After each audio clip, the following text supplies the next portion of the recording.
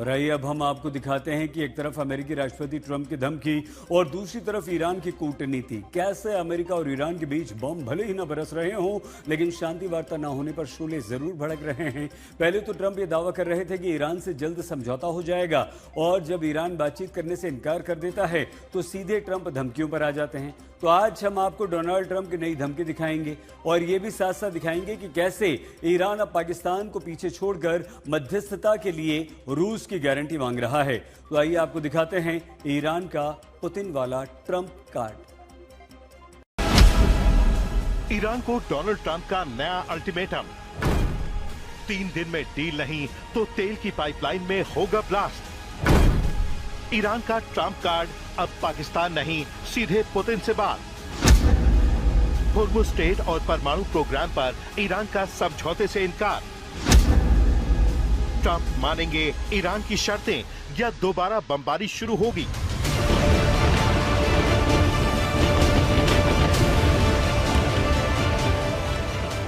कहा तो अमेरिका के राष्ट्रपति ने कहा था शनिवार तक अच्छी खबर मिलेगी, यानी ईरान से कोई समझौता हो सकता है। लेकिन अमेरिका और ईरान के बीच कोई समझौता तो क्या, वो बातचीत भी नहीं हुई जिसकी उम्मीद थी। और अब डोनाल्ड ट्रंप एक बार फिर से ईरान को बहुत बड़ी धमकी दे रहे हैं। ट्रंप ने अब कहा है कि ईरान के पास युद्ध खत्म करने के लिए सीज फायर पर सहमत होने के लिए सिर्फ 3 दिन हैं, नहीं तो उसकी तेल पाइपलाइन में ब्लास्ट हो जाएगा। फॉक्स न्यूज को दिए इंटरव्यू में ट्रंप ने कहा कि अगर ईरान तेल का निर्यात नहीं कर पाता तो पाइपलाइन में दबाव बढ़ेगा। ऐसा इसलिए होगा क्योंकि तेल को जहाजों या स्टोरेज टैंकों में भेजने का रास्ता बंद है और उस पर नाकेबंदी लगी हुई है। ट्रंप ने यह भी दावा किया कि जब तेल का बहाव अचानक रोकना पड़ता है तो पाइपलाइन के अंदर दबाव बनता है और तकनीकी व प्राकृतिक कारणों से वो फट सकती है। ट्रंप के मुताबिक अगर ऐसा हुआ तो पाइपलाइन को पहले जैसी हालत में दोबारा बनाना लगभग नामुमकिन होगा और उसकी क्षमता भी काफी घट जाएगी। क्योंकि स्ट्रेट ऑफ होर्मुज़ में अमेरिका ने ईरान के बंदरगाहों और ईरान के तेल की नाकेबंदी कर रखी है। सेंट्रल कमांड ने दावा किया है कि अमेरिकी नौसेना सक्रिय रूप से ईरानी बंदरगाहों की नाकेबंदी लागू कर रही है। अब तक या तो 38 जहाजों को वापस ईरान लौटा दिया गया है या ईरान की ओर जाने से रोक दिया गया है, और इसी बिना पर ट्रंप दावा कर रहे हैं कि ईरान का तेल भंडारण पूरी तरह से फुल हो चुका है और अब इसके फटने की नौबत भी आ सकती है। डोनाल्ड ट्रंप को इस बात का भी मलाल है कि ईरान के विदेश मंत्री अब्बास अरागची पाकिस्तान गए, और जब ट्रंप ने अपने खास दूत स्टीव विटकॉफ और जेरेड कुशनर को पाकिस्तान भेजने की तैयारी कर ली तो ईरान ने बातचीत से ही इनकार कर दिया। ऐसे में स्टीव विटकॉफ और जेरेड कुशनर की पाकिस्तान यात्रा रद्द करनी पड़ी। अब ट्रंप बौखलाए हुए हैं। खबर है कि वो अपनी टीम के साथ आगे का रास्ता तय करेंगे। CNN की रिपोर्ट के मुताबिक इसमें ईरान पर फिर से बमबारी शुरू करने का विकल्प भी शामिल है। अमेरिका और ईरान के बीच वार्ता फेल होना नए खतरे की घंटी है, तो इस बीच राष्ट्रपति पुतिन की भी इसमें एंट्री हो गई है। ईरान के विदेश मंत्री सैयद अब्बास अरागची रूस के राष्ट्रपति व्लादिमीर पुतिन से मिलने सेंट पीटर्सबर्ग पहुंच गए हैं। इससे पहले वो 2 बार पाकिस्तान गए और बीच में ओमान का दौरा भी किया।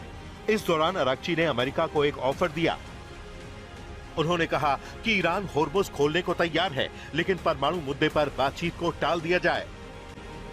ईरान के विदेश मंत्री ने कहा कि अमेरिका की हद से ज्यादा मांगों के कारण इस्लामाबाद में बातचीत नाकाम हो गई। ईरानी मीडिया का दावा है कि ईरान ने साफ कर दिया है कि परमाणु कार्यक्रम उसकी रेड लाइन यानी लक्ष्मण रेखा है, वो उसे बंद नहीं कर सकता। दूसरी तरफ अमेरिका चाहता है कि ईरान यूरेनियम संवर्धन कई वर्षों तक के लिए बंद कर दे। अमेरिका मानता है कि ईरान परमाणु बम बनाना चाहता है, जबकि ईरान इससे इनकार करता रहा है। जहां तक अरागची के रूस पहुंचने की बात है तो रूस और चीन ईरान के साथ खड़े हैं।